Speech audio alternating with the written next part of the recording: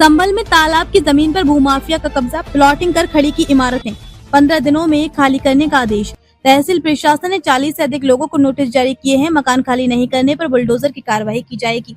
संभल नकासा थाना इलाके में 8 बीघा तालाब की जमीन पर भूमाफिया ने प्लॉटिंग कर बेच दी। तालाब की जमीन लगभग 80 लोगों ने मकान बनवा लिए। कब्जे की जानकारी होने पर तहसील प्रशासन ने 40 से अधिक लोगों को नोटिस जारी किए हैं। प्रशासन का साफ कहना है कि सरकारी तालाब पर खड़े किए गए मकानों को खाली कराया जाएगा। प्रशासन की इस कार्रवाई से हड़कंप मचा हुआ है। संभल सदर तहसीलदार धीरेन्द्र प्रताप सिंह ने बताया कि हातिम सराय में 8 बीघा तालाब की जमीन पर दबंग भूमाफिया अवैध तरीके से पटाई करवाकर उस पर प्लॉटिंग करवा रहे हैं। यही नहीं, तालाब की जमीन पर 80 मकान तक बन चुके हैं। इन मकानों में लोग रह रहे हैं। शनिवार को लेखपाल ने 40 से अधिक मकानों पर नोटिस चस्पा किए। तो कुछ लोगों को नोटिस दिए गए हैं, कुछ के आवाज पर नोटिस चिपकाए गए हैं, हाकिम साहब, क्या पूरा मामला है और किस तरह की ये कार्रवाई की है? ये ग्राम हातिम सराय में लगभग 8 बीघे भूमि पर जो तालाब की भूमि है उस पर प्लॉटिंग करके अवैध मकान बना लिए गए हैं। उन्हीं को नोटिस दी गई है। किस तरह का नोटिस दिया गया है, कितना समय इन लोगों को दिया गया है? 15 दिन का समय दिया गया है कि इस तालाब की भूमि पर इसकी अनुमति से आप लोगों ने मकान बनाया है।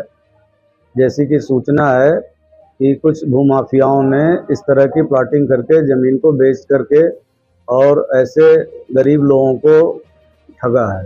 कितने लोगों को भी नोटिस दिए गए हैं और नोटिस का जवाब नहीं देते हैं तो किस तरह की कार्रवाई की जाएगी? स्वाभाविक है, तालाब की भूमि पर कब्जा आप नहीं कर सकते और तालाब की भूमि को कब्जा मुक्त कराया जाएगा। मकान है खाली नहीं करेंगे, तोड़ेंगे? बिल्कुल बिल्कुल। कितने लोगों के खिलाफ को नोटिस दिए गए हैं, कितने मकान होंगे? अभी 40-45 लोगों को नोटिस दिए गए हैं। बाकी अभी और भी नोटिस दी जानी है। अभी उसमें टाइम लगेगा 2-4 दिन। उसके बाद आपको सही सूचना दे दी जाएगी। लगभग कितने ऐसे मकान होंगे? लगभग 80 मकान है।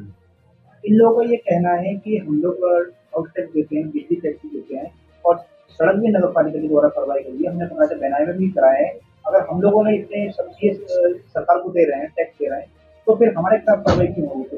तालाब की जमीन पर इन्होंने मकान कैसे बनाए? बहुत कुछ ऐसा भी हो सकता है कि कुछ भूमाफियाओं ने इनको भ्रम में रख करके इनको बैनामा कर दिया हो, लेकिन तालाब की भूमि को कोई बैनामा नहीं कर सकता। और इस संबंध में माननीय उच्च न्यायालय और उच्चतम न्यायालय सदैव ये कहते रहे हैं कि तालाब की भूमि पर किसी भी प्रकार का यदि अवैध कब्जा पाया जाता है तो उसको 1952 की स्थिति में रिइंस्टेट किया जाए।